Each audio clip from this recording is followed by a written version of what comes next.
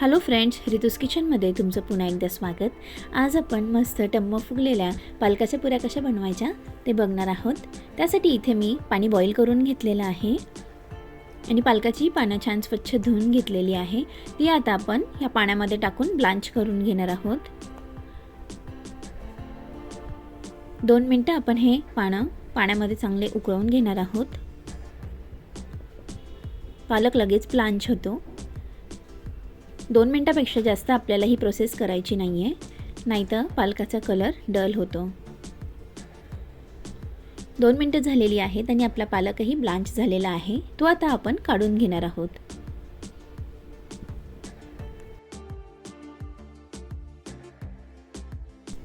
सगळा पालक काढून झालेला आहे. यावर आता आपण थंड पाणी ओतून घेणार आहोत, म्हणजे हा ओव्हरकुकही होणार नाही आणि याचा कलरही छान व्यवस्थित टिकून राहील.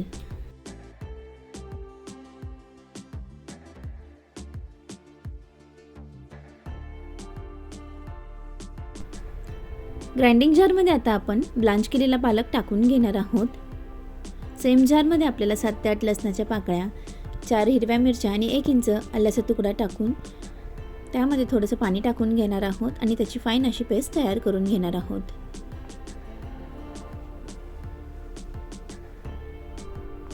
इथे आपली पालकाची पेस्ट रेडी झालेली आहे. ते बघू शकतात, कलर किती छान आलेला आहे. चला तर आता आपण पुरीसाठी डो तयार करून घेणार आहोत. त्यासाठी इथे मी 2 कप गव्हाचं पीठ घेतलेलं आहे. त्यामध्ये थोडी हळद टाकून घेणार आहोत. पाव चमचा लाल तिखट टाकायचं आहे.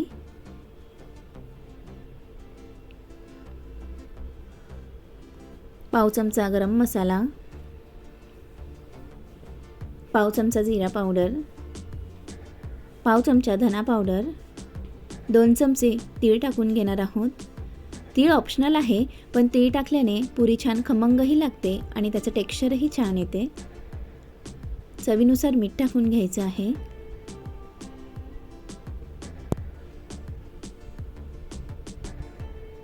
हे इन्ग्रेडियंट्स आता आपण मिक्स करून त्यामध्ये पालकाची पेस्ट टाकून छान असा सेमी सॉफ्ट असा डो तयार करून घेणार आहोत. पालक पेस्ट जशी लागेल तशी आपण ॲड करून घेणार आहोत. एकदम अशी टाकायची नाही आहे, नाहीतर पीठ पातळ होण्याची शक्यता असते. आपल्याला जेवढी गरज पडेल तेवढीच आपण पेस्ट यामध्ये ॲड करणार आहोत.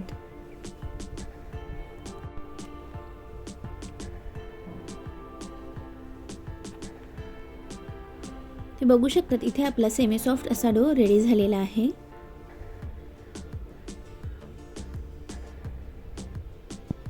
आपण हातावर तेल घेऊन हा डो एकसारखा करून घेणार आहोत. जास्त कडक पण नाही मळायचं आहे आपल्याला पीठ. तुम्हाला जर माझ्या रेसिपीजचे व्हिडिओ आवडत असतील तर प्लीज जास्तीत जास्त लाईक करा, शेअर करा, कमेंट करा आणि चॅनल सबस्क्राईब करायला विसरू नका. आपला डो रेडी झालेला आहे. तो आता आपण 10 मिनिटं साईडला ठेवून देणार आहोत.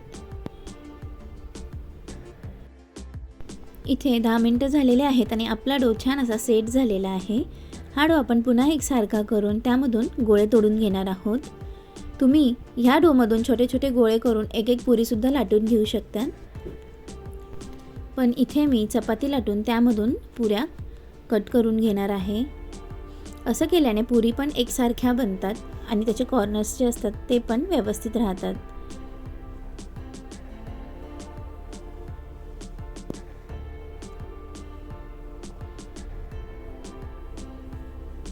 चला तर आता आपण चपाती लाटून घेणार आहोत. हा गोळा आपण कोरड्या पिठात डीप करून घेणार आहोत आणि लाटून घेणार आहोत. मीडियम अशी चपाती लाटून घ्यायची आहे. जास्त जाडही नाही आणि जास्त पातळही करायची नाही आहे. पातळ जर चपाती लाटली तर पुऱ्याही आपल्या पातळ होतील आणि त्या फुलणार नाहीत.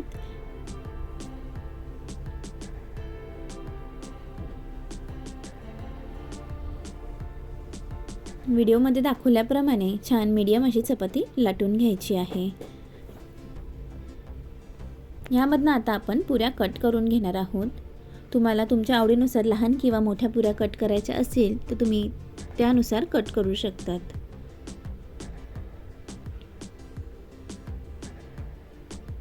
बाकीचे जे कॉर्नर्स आहेत ते आपण काढून घेणार आहोत.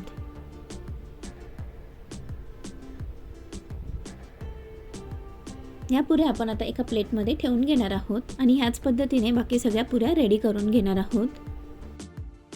जोपर्यंत आपल्या पुऱ्या रेडी होत आहे तोपर्यंत ज्यांनी कोणी अजून रितूज किचनला सबस्क्राईब केलं नसेल तर त्यांनी प्लीज सबस्क्राईब करा, बेल आयकन प्रेस करा, जेणेकरून प्रत्येक येणाऱ्या नवीन रेसिपीजचे नोटिफिकेशन तुम्हाला सगळ्यात आधी मिळतील. इथे आपल्या जेवढ्या पुऱ्या रेडी झालेल्या आहेत त्या आता आपण फ्राय करून घेणार आहोत. इथे आपलं तेलही गरम झालेलं आहे आणि ह्या तेलामध्ये आपण एक एक करून सगळ्या पुरी फ्राय करून घेणार आहोत.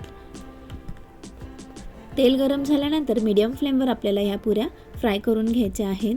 तुम्ही बघू शकतात किती मस्त अशी आपली पुरी फुललेली आहे आणि तिळामुळे पुरीचं टेक्स्चरही किती छान दिसत आहे.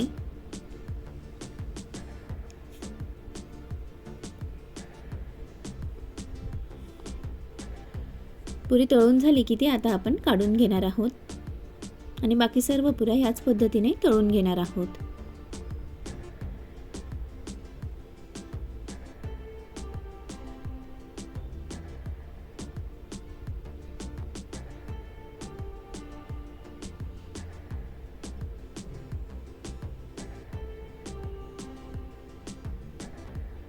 तुम्ही बघू शकतात आपली दुसरी पुरी ही किती छान अशी फुललेली आहे. चला तर आता आपण सगळ्या पुऱ्या फ्राय करून घेणार आहोत.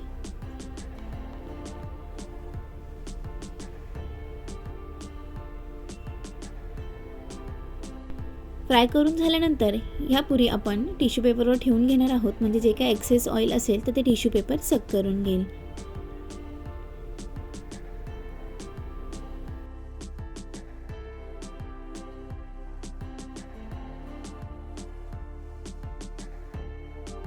इथे आपल्या गरमागरम व टम्मा फुगलेल्या पालकपुरी एन्जॉय करण्यासाठी रेडी झालेल्या आहेत.